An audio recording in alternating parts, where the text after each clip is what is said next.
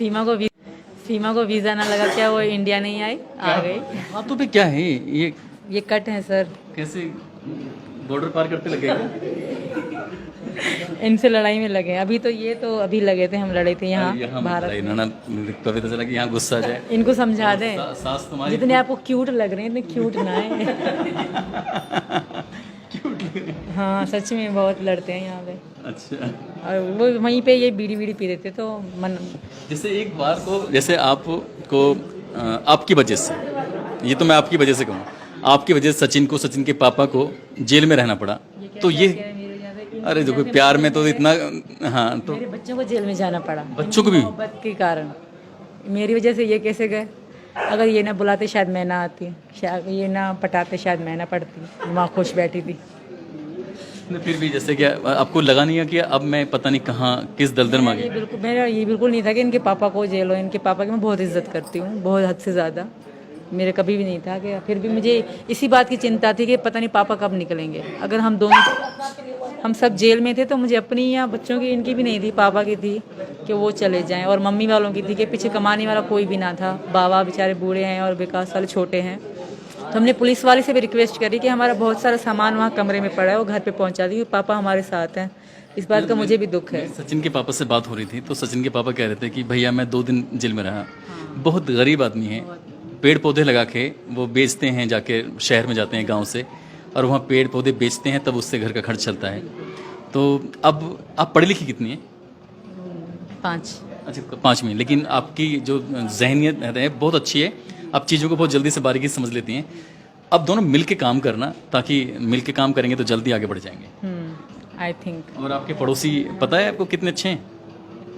अरे तुम पड़ोसी घर में बैठी हुई इतने अच्छे हैं। ये सब तो बहुत अच्छे हैं, चाचा जी तो बहुत से ज़्यादा अच्छे हैं। इन्होंने तो, इनके कारण शायद हम आज बाहर हैं। हाँ, पता है आपके पड़ोसी क्या कह रहे थे कि इन बच्चों को हम किसी भी कीमत पर परेशान नहीं होने देंगे, इन बच्चों को हम अपनी तरह समझेंगे। और एक बार गांव की तरफ दिखाओ, और इन गांव के लोगों ने भरोसा दिलाया है इन चारों बच्चों के लिए कि इनकी पढ़ाई लिखाई की जिम्मेदारी हम मिलके उठाएंगे, पूरा गांव उठाएगा। यही बात है ना? मेरे एक बार गांव वालों के लिए तो आपस में ताली बताओ यार।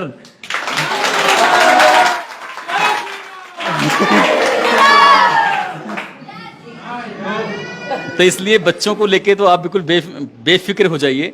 और हो सकता है कि मैं अपनी इस वीडियो के माध्यम से ये अपील जरूर करूंगा कि जो यहाँ आसपास के अच्छे लोग हैं, बढ़िया लोग हैं, क्योंकि ये बहुत बेहद गरीब परिवार है, इस परिवार को आगे बढ़ाने के लिए, मेहनत करने के लिए आपको कुछ इसमें हेल्प करनी चाहिए।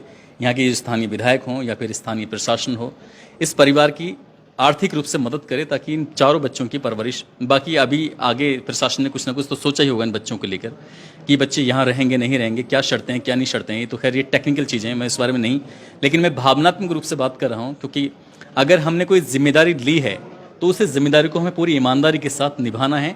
ऐसा नहीं, ये खेल एक दिन का नहीं है, ये खेल कम से कम हर बच्चा जब 18 साल तक कंप्लीट नहीं हो जाएगा तब तक उसकी एजुकेशन का भी सवाल है। हालांकि सरकार एजुकेशन को लेकर अच्छे कदम उठाती है, लेकिन आप जैसे आपको अपना खोया हुआ प्यार है, मिल गया है, तो ऐसे ही बच्चों के लिए क्या सोचा है आपने अपने लेवल पर? बच्चों के लिए मतलब किस तरह तालीम के बारे में, पढ़ाई के बारे में ज़ाहिर देंगे। आज ऐसा नया दौर है, फास्ट है बिल्कुल, तो पढ़ाई तो बच्चों की लाजमी है। अभी 3 पढ़ेंगी, ये बाद में। पहले तो यही प्रार्थना है भगवान से कि हमें यहाँ की मतलब मिल जाए इजाज़त रहने की, ताकि हम यहाँ के आधार कार्ड बनवा लें, नागरिकता मिल जाए। आपके हस्बैंड जो सऊदी अरब में बैठे हैं अपील कर रहे हैं कि मुझे मेरी पत्नी मेरे बच्चों को वापस भेज दो, रिक्वेस्ट कर रहे हैं, रो रहे हैं, अभी और नाटक भी कर सकते हैं, कुछ भी कर सकते हैं, तो अगर वो कामयाब हो जाते हैं तब क्या करोगी? वो नहीं होंगे कामयाब। अगर हो जाते हैं तो मर जाऊंगी, पर यहाँ से नहीं जाऊंगी सर।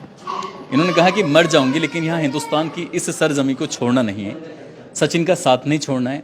और मैं सचिन की मम्मी को, सचिन के पापा को एक बार फिर से सैल्यूट करता हूँ, क्योंकि उन्होंने एक नहीं 4 बच्चों को इस सीमा हैदर के साथ अपनाया है। और वाकई ये बहुत बड़े कलेजे की बात है, और इस गांव के बड़ा कलेजा है। क्यों? क्योंकि इस गांव ने इनको अपना लिया है, यहाँ के आसपास के लोगों ने इन्हें अपनाया है।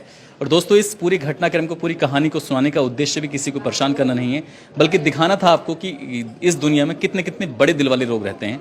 और सचिन, उनके परिवार को एक बार फिर से शुभकामनाएं, जो बहुत ही अच्छी